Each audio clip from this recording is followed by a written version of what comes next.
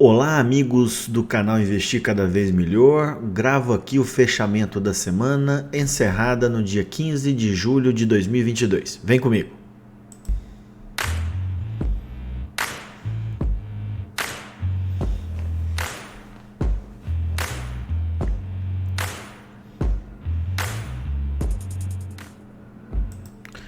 Então vamos lá.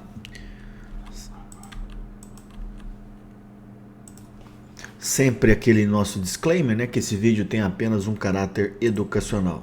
Peço também para aqueles que ainda não se inscreveram no canal, que gostam do conteúdo, que se inscrevam, tá? Bom, então esse vídeo aqui ele vai ser um pouquinho mais curto do que os últimos dois da atualização,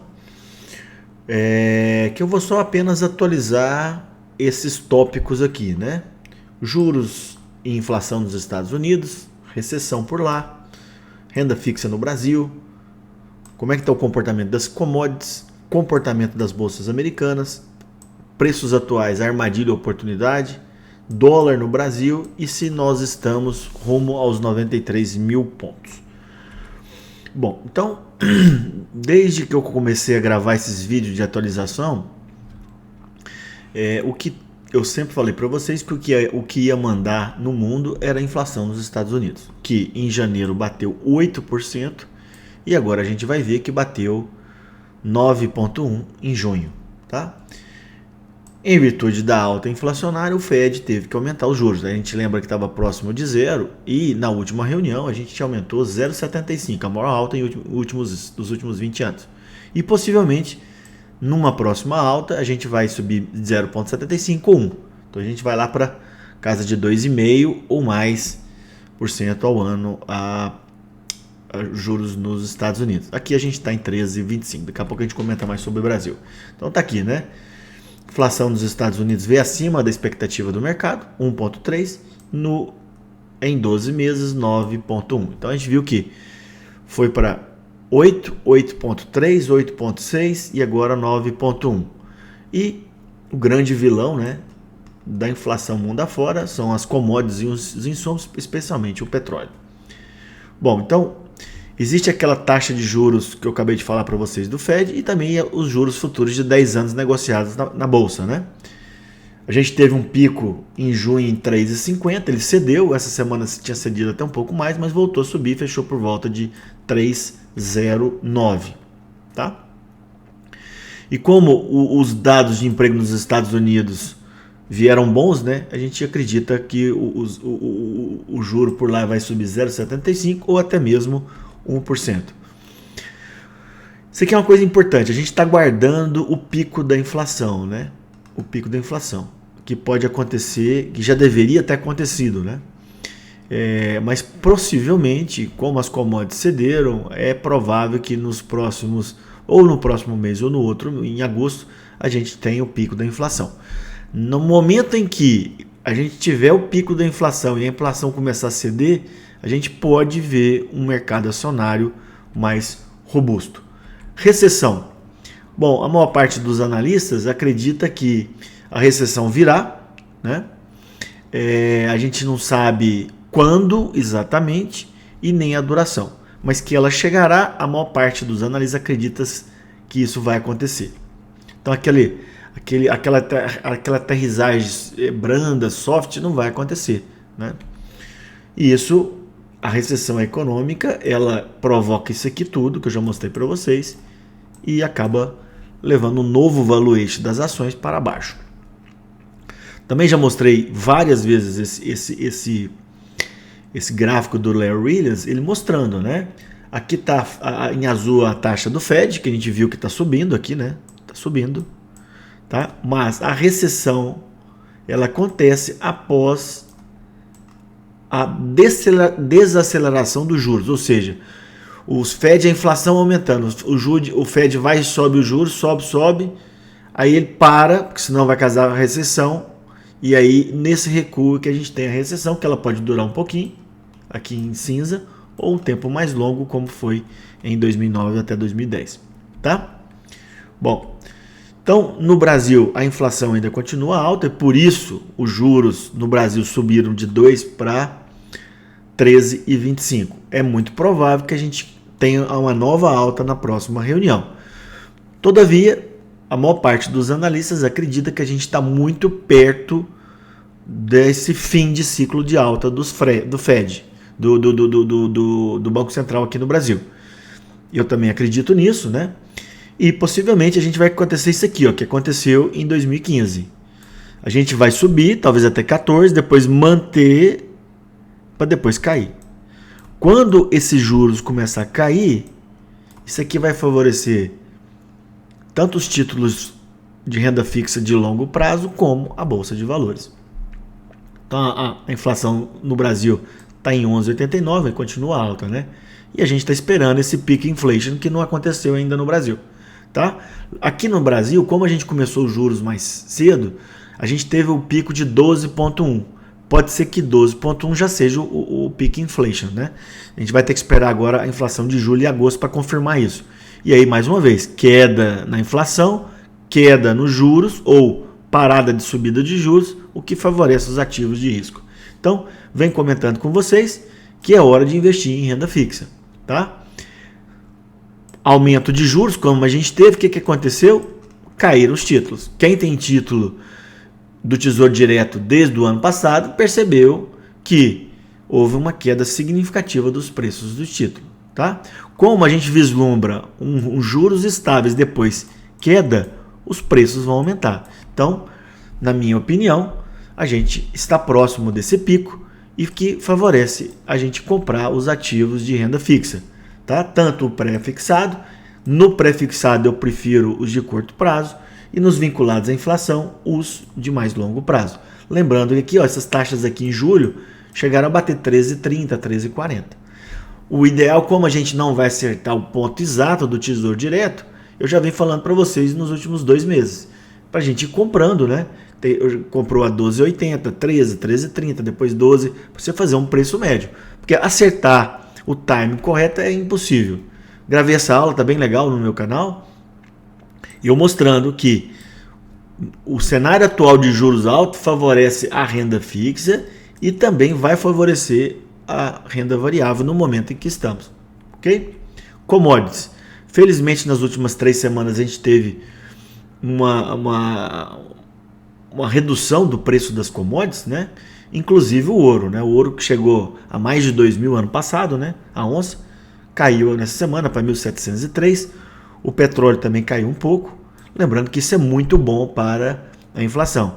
Se vocês olharem esse gráfico aqui da direita, o petróleo chegou a bater 140 o barril, tá? No auge ali de março para abril. A gente veio caindo lentamente e fechou a 100.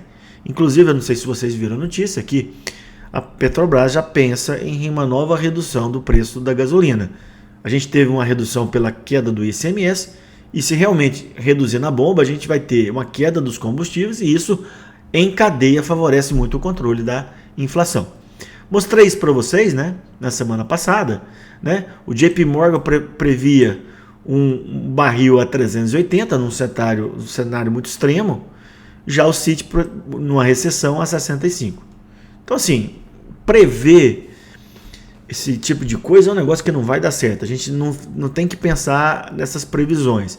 A gente tem que seguir o caminho mais provável do mercado. Então, o Howard Marks, eu recomendo esse livro, que é muito bom, ele fala que não tem market time, né? A gente tem que ver em que ponto do ciclo que a gente está. No caso, no Brasil, a gente está no ponto de máximo da taxa Selic, depois ela vai estabilizar e cair. Essa é a premissa habitual. Então, a gente tem que comprar bons ativos a bons preços, tá? Com uma boa margem de segurança.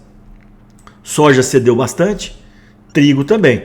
E aí a gente vai ver, né? Por exemplo, várias empresas onde tem esses insumos, por exemplo, a BR Foods, né? Elas são favorecidas por isso, pelas quedas de commodities e também pelo controle inflacionário. O trigo também cedeu, né? Bolsas americanas, a gente continua no bear market, não tem a menor dúvida disso, né? Isto é, uma queda superior a 20% por mais de 6 meses. Aconteceu isso no S&P, primeiramente na Nasdaq, depois no S&P. Só o Dow Jones que não aconteceu isso, mas a gente lembra que o rally da pós-pandemia do Dow Jones foi muito menor do que nos outros 2 índices, tá? Bom, então isso aqui era semana passada, né? Eu vislumbrava um repique, a gente voltou e aí a gente estava nisso aqui, né? A gente poderia chegar aqui e recuar ou montar um pivô de alta e continuar em alta. O que aconteceu? A gente andou de lado. Então, enquanto a gente não romper essa barreira aqui, mais ou menos 32 mil pontos, ou para baixo os 30 mil, a gente vai ficar travado nisso aqui. Obviamente, se a gente perder os 30 mil, nós vamos fazer um novo fundo e a tendência de baixa dá sua continuidade. Por outro lado, se a gente romper esses 32, a gente quebra a tendência de baixa no curto prazo. Olha aqui no Dow Jones, esse aqui é um gráfico semanal que eu fiz para vocês. A gente está nessa zona importante, que é essa linha azul, que é o topo pré-pandemia. Essa aqui é a média de 200 períodos, que está aqui. Então a gente está num patamar muito importante. Se a gente perder esses 30 mil pontos, o mais provável é que a gente dê uma pancada para baixo. A gente tem que ficar atento a isso, tá? Então o Dow Jones, um pouquinho menos de 30 mil, que é o suporte, em torno de 32, que é a resistência. Se a gente romper para cima, a gente deve continuar em alta e quebrar, pelo menos momentaneamente, a tendência de baixa. Perceba que a situação do S&P é a mesma coisa e também da Nasdaq a mesma coisa, tá? Então a gente está travado numa região, a gente tem que esperar o rompimento aqui ou perder esse suporte aqui. Lembrando que numa tendência de baixa como a atual, o mais provável é a gente perder esse fundo, tá? Só que toda tendência chega um momento que ela inverte. Então é isso que a gente está esperando, tá? Então tendência nas bolsas americanas é de baixa. Novo fundo ou virada para alta não dá para saber. A gente vai ter que esperar os próximos passos. Bom, já gravei várias vezes para vocês se nos preços atuais é uma oportunidade ou uma armadilha. Na minha opinião, já vejo oportunidade. É óbvio que o S&P pode cair mais 10 a 15%.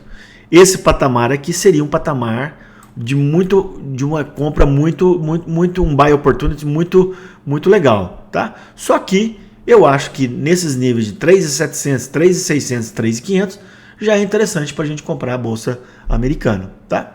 Aqui está o estudo do Goldman Sachs sobre, aqui ó, ele faz as projeções mais otimistas ou menos otimistas. Ele acredita que num cenário muito pessimista o índice pode chegar a 3.150. Então, nesse range, né, de 3.100 até o que a gente está agora, 3.700, eu acredito que é uma boa oportunidade.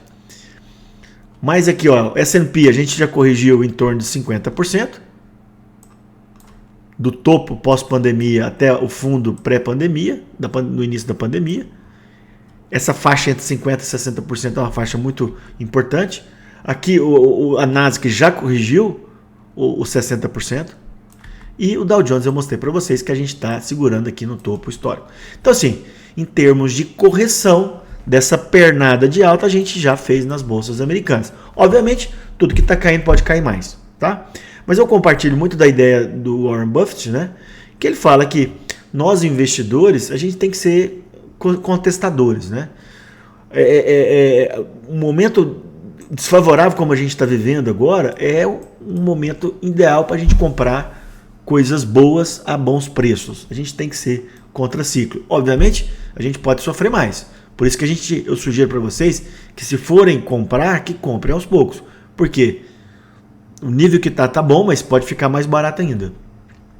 O Larry Williams, no meados de junho, há um mês atrás, ele falou que, ele acertou, né? Porque ele falou, olha, daquele dia para as 2 semanas a gente estava fazendo fundo. E lembre-se que a gente não perdeu o fundo de 3 semanas atrás, tá? Aqui, o Howard Marks, já mostrei para vocês, né? Que ele é contra o market time, não dá para a gente saber que hora que a gente vai entrar. E ele fala que o maior risco hoje é ficar fora do mercado. Porque é interessante, às vezes o mercado caiu como o S&P quase 30%, a Nasdaq quase 40%, o Dow Jones quase 20%. Só que de repente, às vezes em 2, 3, 4 semanas a gente tem uma recuperação muito forte. Por isso que a gente não pode ficar fora. E nem também exagerar na dose, porque pode cair mais. Isso aqui é um gráfico importante. Eu fiz esse gráfico aqui, né? Do fundo de 32 para agora, que são 90 anos, o Dow Jones subiu mais de 80 mil%. Tá isso com guerra, com crise do petróleo, com Covid, com a crise do subprime de 2008. Então, no longo prazo, a gente vai ter retorno, tá? Só que a gente não pode exagerar, porque pode cair mais, diversificar e selecionar bons ativos e comprar aos poucos. Então eu vejo que a gente está numa oportunidade. Eu venho falando para vocês, né, para a gente priorizar as empresas de valor, mas eu tenho escutado alguns gestores vendo que algumas empresas de crescimento, em virtude da queda expressiva nos últimos meses, já estão interessantes para compra. Tá? Então, fiquem atentos às empresas de valor e também algumas, eu disse algumas, de crescimento. Tá? Bom, vamos falar agora sobre o fluxo do dólar.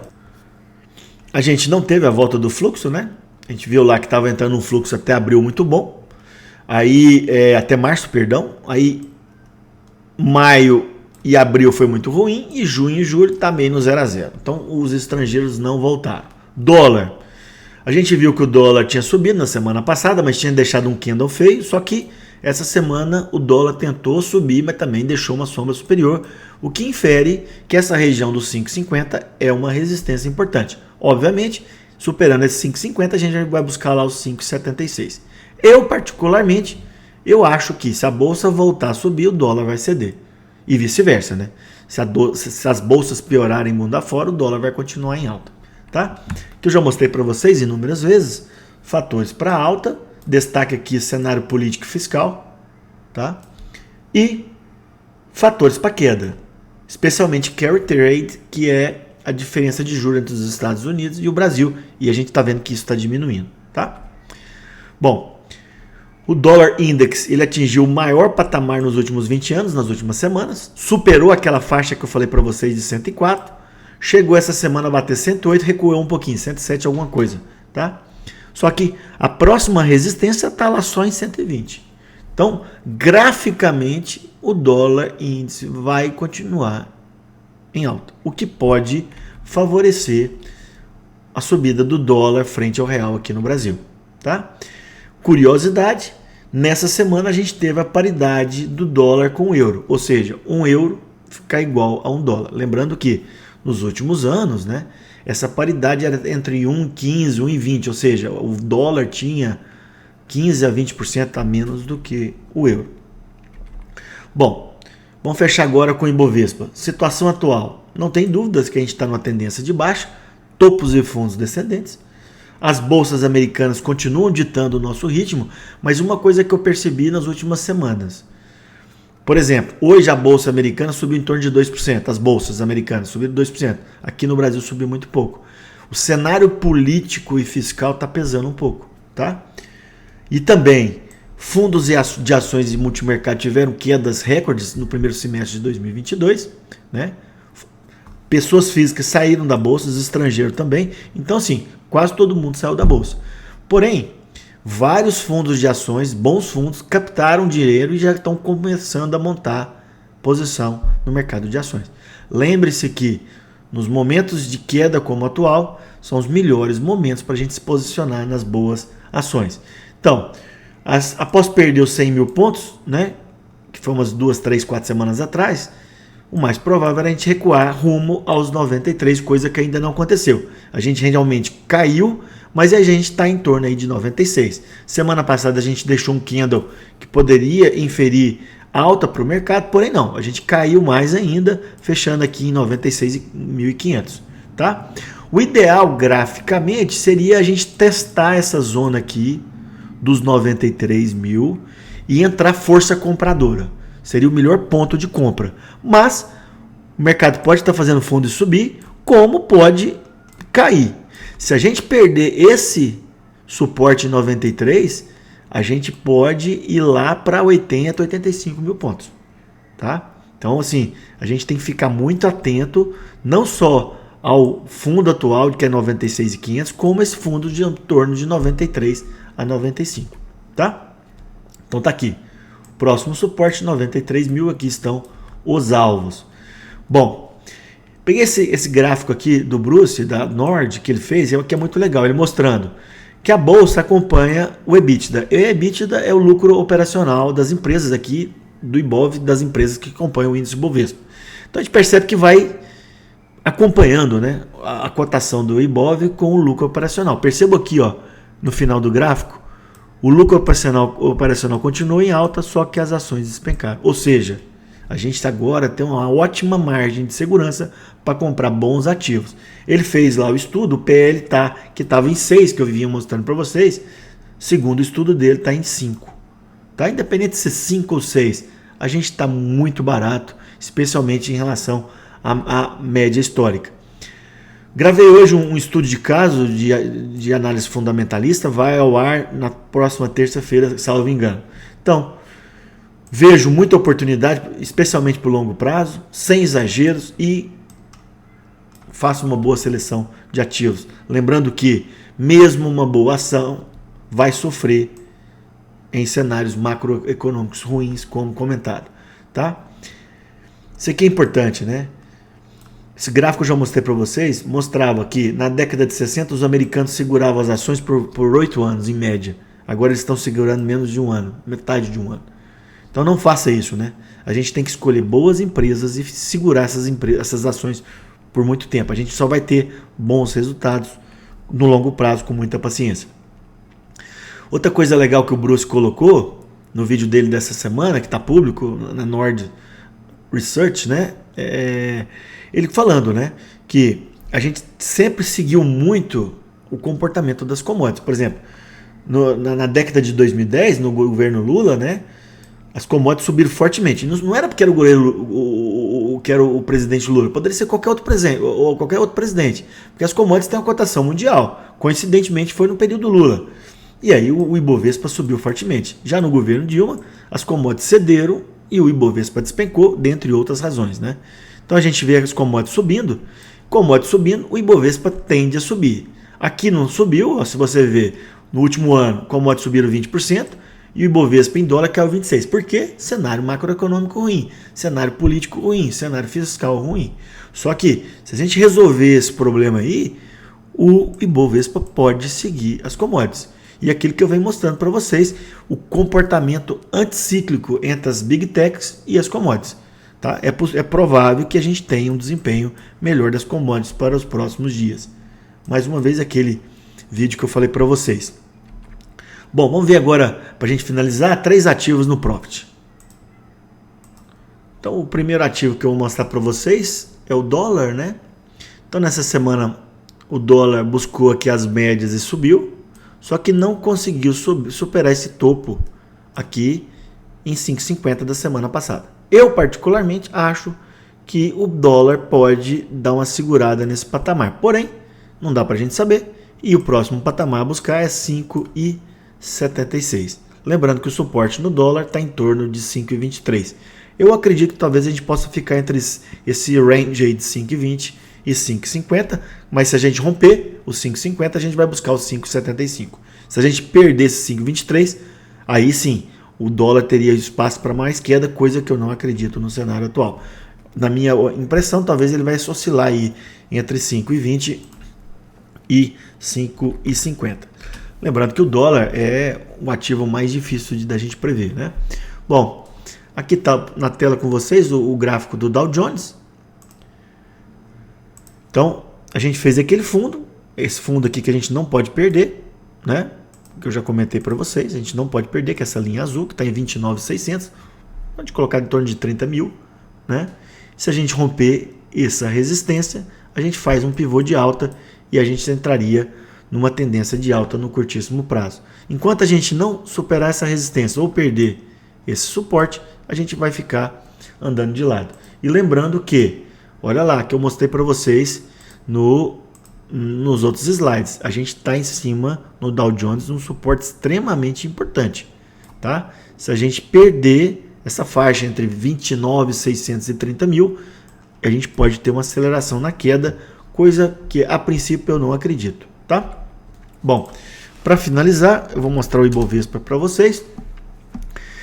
Então aqui está o gráfico semanal do Ibovespa.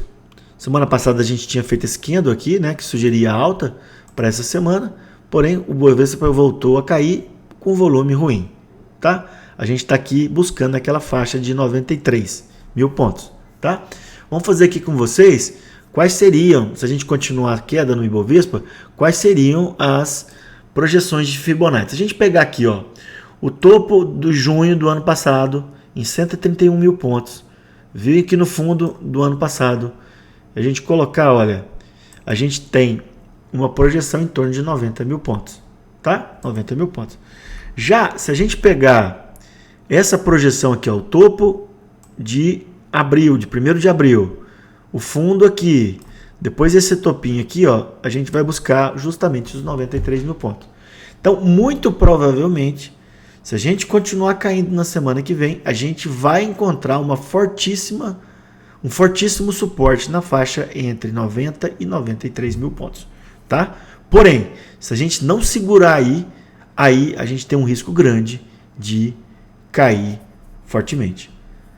Então, meus amigos, termino aqui. Deem um like, compartilhem com os amigos. Para aqueles que ainda não se inscreveram, se inscrevam no canal. E até uma próxima. Muito obrigado.